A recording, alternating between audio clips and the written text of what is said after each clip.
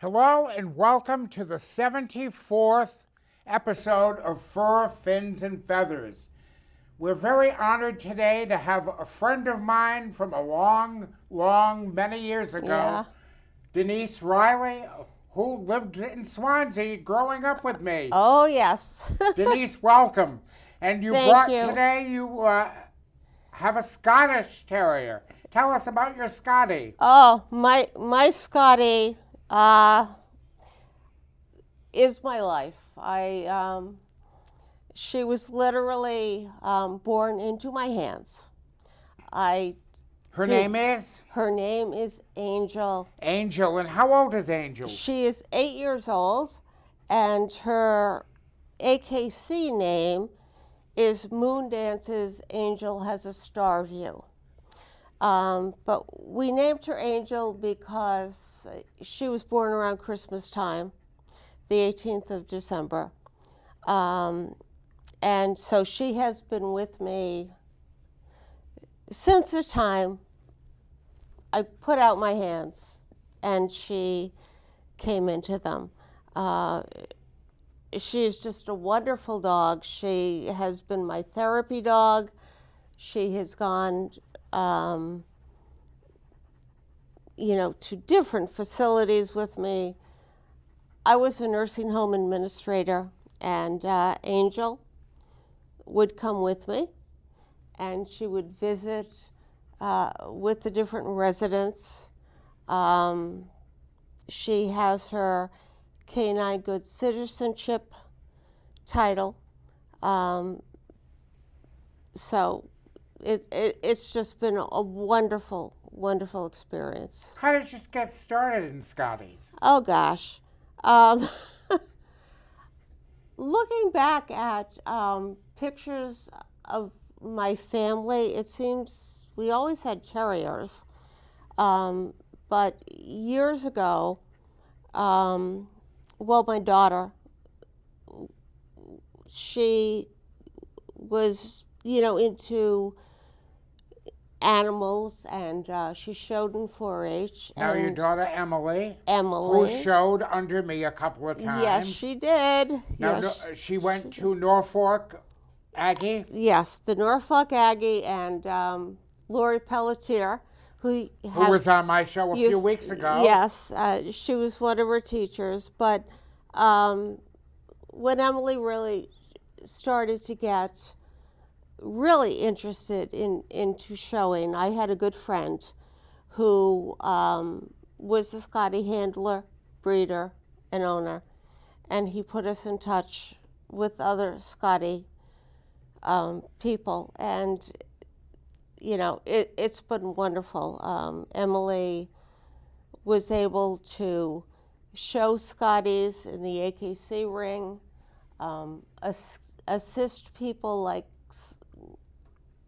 Jeff Dawson at Westminster, and it's just been a wonderful experience. But with Scotties, I don't know. People say once you have a Scottie, you can't go back. They're very independent dogs. They have a unique personality. But they're very true to you. And that's what has been so important to me over the years. And she's got a beautiful head. She does. Beautiful dog. Scotties, basically they've got, this rectangular body, a long head. Their tails should look like an inverted carrot. They've got the prick ears. So you have to be careful with that when it's raining or snowing out, that you don't want to get that. But Scotties were bred to, go out there and go after the mice and the vermin and the like. In the Highlands. In the Highlands. In the Scottish Highlands. In Scotland, yes. So a lot of Scotties do Earthdog work now, where they're going into tunnels to. That's a big activity for a lot of owners. It is. A growing number of owners. It is. And like the wonderful thing is they've got, the mice at the end of the tunnel, but they're in cages. So the Scotties will go in under the tunnels, and those mice are not going to get hurt. Or the rats, whatever they might be. The Scottish Terrier is a very versatile breed, isn't it? Definitely. Can do a lot of things. We've done lure coursing, which is where you set them out in a field and they go running. They do the Earthdog, where they're going tunneling after, the different things, whether mice or rats or whatever. They can do agility. Oh, agility has been booming in the last few years. And I'm very fortunate that in the group that I belong in, the Scottish Terrier Club of New England, we have some people who've been doing agility with their Scotties. And people would think, oh, I didn't know they could do that. Because I think when people think of agility, they think of the larger dogs. But agility, obedience. All levels of obedience. Oh, yes, definitely. Which, sometimes for Scotties, people think, oh, they're just too opinionated. But no, they're very, very good as therapy dogs because they're very intuitive. I wanted to touch on therapy. Yeah. You were a nursing home administrator. Exactly, yes. You had a long career as an administrator. Right. In the Boston area. Yes. And talk about your work with therapy dogs. Well, let me put it this way. If you have a person who's in a nursing home, assisted living, and they might have had,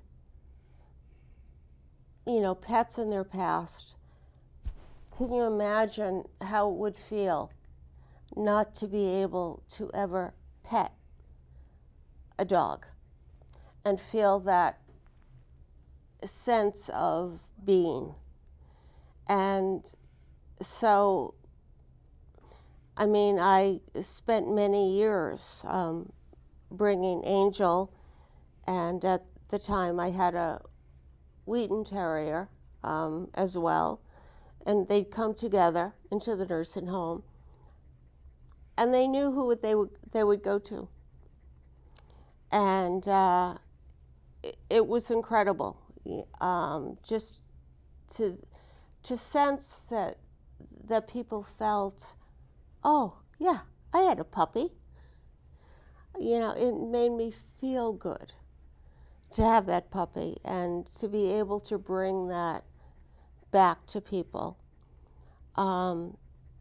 Therapy dogs are not seen dogs, or things of that. They're skilled to just be companions. And that's what Angel is. She's a canine good citizen companion through the. And you've brought her to homes, through to facilities. The AKSA.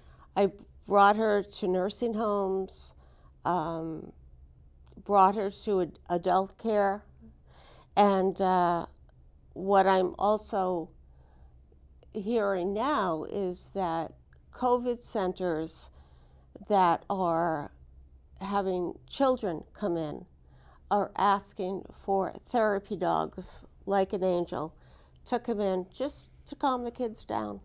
That are specially trained. They're specially trained to be companions.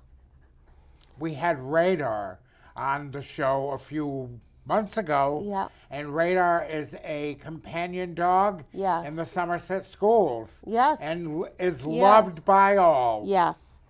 And that's what it is. There's a different skill set of when you think of seeing eye dogs or, you know, or rescue dogs. Yes, they're wonderful. They're highly trained, but there are companion dogs that are also trained. They can walk on a loose leash. They know how to approach someone who is looking friendly towards them. Just, you know, to be like here, although I know that she's a little bit nervous, but You're a good girl. And your ears just went up. and You just, know it. You know we're talking about you and how handsome and beautiful you are. Look, you know, those are called prick ears, but yes. But that's it with therapy dogs. I mean, that's how they're trained. And when I've gone through training with my therapy dogs, they need to understand, like, the sounds they might hear or the distractions.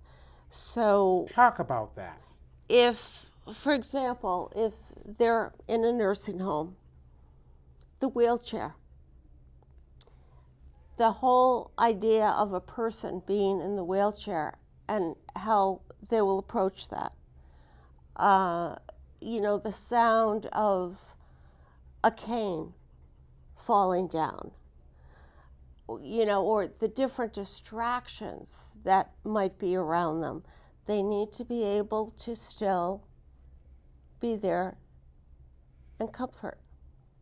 And be calm. And definitely be calm. And that's one of the major things with, you know, good citizen dogs and companion dogs is that they're comfortable with the people around them. And we're not talking about any specific breed. This is pertinent to every breed. It is. It's mixed breeds, it's pure breeds, and the American Kennel Club actually recognizes that, that canine good citizen dogs are purebred or mixed breed. But there's a 10-point evaluation system for dogs to get their certification as a canine good citizen. And it's, you know, it's basic things. What does that training entail? Well, it's things like, okay, the basics, sit, stay. But it's also being able to be comfortable around someone else. Walk on a loose leash so they're not always being, you know, tugged. And dragged, yeah. Exactly. And that they're comfortable around their environment. And that those are, you know, the basics. Talk about this breed specifically, though. What are the various colors that a Scottie may have? Well, Angel is a black Scottie. There are also what are called Wheaten Scotties, which are blondish. And there's in not color. that many of them around anymore, are there? Well, they're around, but it's interesting that in this New England area, there are not a lot. I used to see more Wheaten Scotties like in Michigan. Yes, And exactly. out in that area. In the Midwest. In the Midwest. Yeah. And then there are also brindles, which What is are a brindle? a black Scotty, but they have traces of red or gold within them, so that you just, they're not purely black. Okay. Yeah. But Scotties they are a long-term breed with the AKC. The AKC. One of the oldest registerable breeds. Yes. The AKC became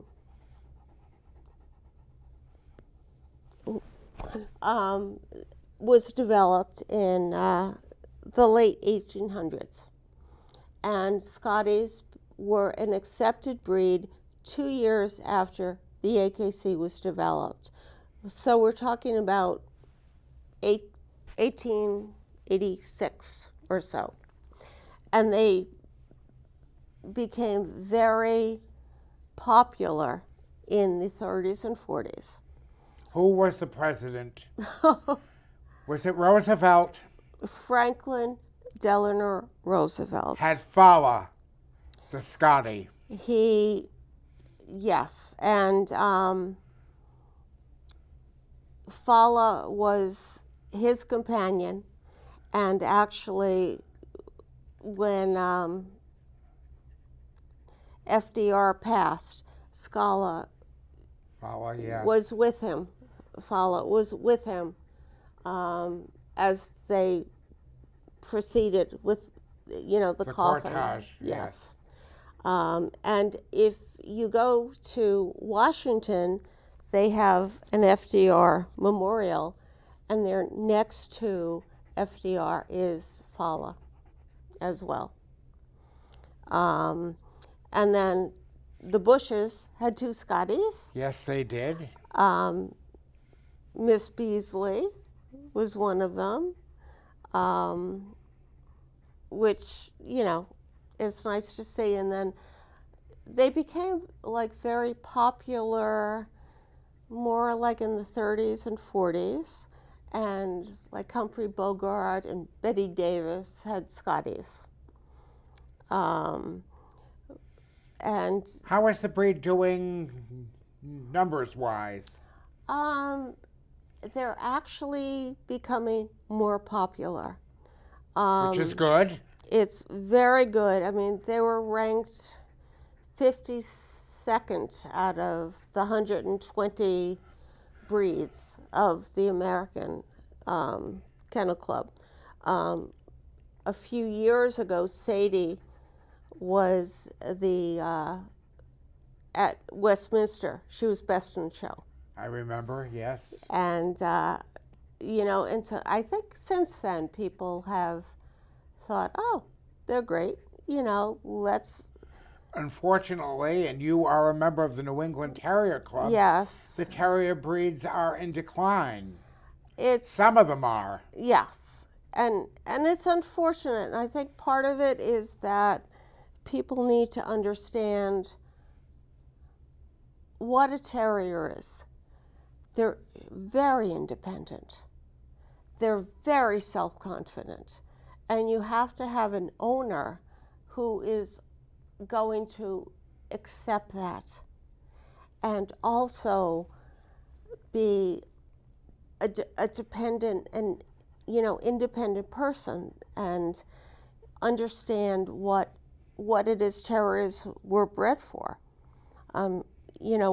Initially, Scotties were bred in Scotland to, get at the vermin that, were around the barns and things like that. They still have that instinct. But they are also very much companion dogs. They love being in a family.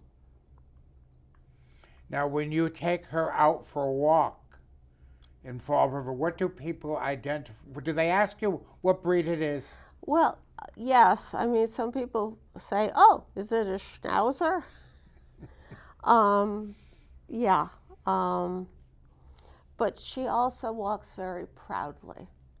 She's, got this presence about her, and the tail's upright, and sometimes laugh at her as she's walking down the street because she makes a presence. Very comical. Yeah. So what are some of the other things that people can do with their dogs? Oh, well, with Scotty's, Earthdog is one of the competitions that they certainly do, where they go into tunnels after the vermin at the end, which they're always in a cage, and the instinct is for the dogs to get there. I've had Scotties who've done actually lure coursing, where they're running after something, in a field. In the field. And they're going. Obedience and also agility. But I'm thinking, your daughter Emily showed in Junior Showmanship and did Yes. very well. Yes. And I was recently asked to participate in a forum on juniors. Wonderful. Talk about the importance for kids to have a dog. Oh God, it is. I don't know where to start. I mean, we were very active in the 4-H. That's another area that I see not getting a lot of attention. Well, they should be, and I really want to work on that because I was a 4-H leader, but my daughter started with 4-H, and she was quote unquote showing her dog Daisy, who was a Shih Tzu Lao Chen mix, but she wound up showing her at the Big E expositions, and she won a scholarship and went to a national so there are many exhibition. opportunities for young people. There are so many, and they learn so much, not just about the dogs, but about being responsible people. And it's developing, important. as Lori Pelletier said on the show, she talked very well about the importance for a lot of kids. Yes. Can go on with their lives and careers and stuff, and develop wonderful careers, become veterinarians or vet Yes. techs or whatever. Yeah, definitely. And actually, Lori was my daughter's teacher at the Norfolk Aggie, and she is a great example of how these children learn to appreciate what responsibility is for taking care of these animals, and how they can go, the medical side of it also is that it's not just you bring a pup in the house and you let it go. You need to take care of it. You need to understand it. Train it. Exactly. Learn how to groom it. Exactly. And I've actually taken grooming classes with Lori, and it's been very interesting. But yeah, I mean, the whole situation of I don't know how to call it, but with children being involved with animals, whether they be dogs or whatever, it's just so important. You're taking care. It teaches them a great deal about life Oh in God, general. you're taking care of another living being.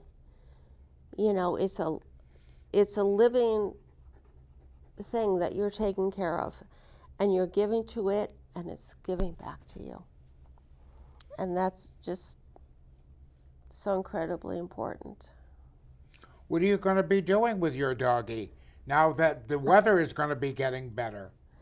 Well, we're going to go back out into the field. Got an Earthdog show coming up. And you're eager to get back into showing dogs? Well, in the field, yes, and yes. What clubs do you belong to? I'm part of the Scottish Terrier Club of New England, Scottish Terrier Club of America, as well as the Northeastern Terrier Club, which is a club that involves not just Scotties, but all different types. And they have really introduced me into different events that the terriers can be involved with, such as Earthdog, lure coursing. It illustrates like that. The versatility of these dogs. Exactly. I mean, they're very versatile. And what is their longevity for Scotty? I would say 12 to 14 years. You know, that's what I've seen, and she's, you know, like at a good weight for her age. She's around 21 pounds. She's a good eater. Oh, yes. I'm feeding her fresh food, so she's not getting, you know, the chows and things like that, but she's getting fresh food. And she, I don't know what to say. I mean, she's is just a blessing. A blessing and a joy to have. Oh, she really is. She really is. You are a lovely girl. Angel. Yeah. And you showed us, you brought over some examples of Yes. Scottish Terrier Yes. memorabilia. Right. Well, one of the things was Scotties, as I said, became very popular in the 30s and 40s. And a lot of the tchotchkes you see are from that era. And this was a candy dish. Candy dishes. That dates back. Figurines, and you've got a beautiful illustration over there. Yes, and then this also, Cutout. I have several of these. Very nice. And then this, it's a bronze statue that is from England. Very beautiful. And this was given to my daughter from the Scottish Terrier Club of New England. Very nice. Well, they're telling me that the episode is coming to a close. Okay. We've really enjoyed having you Thank and you. your beautiful Scottish Terrier Woo! with us for Fur, Fins, and Feathers. Thank you very much, and we'll look forward to seeing you next time for our 75th episode. Ah, amazing.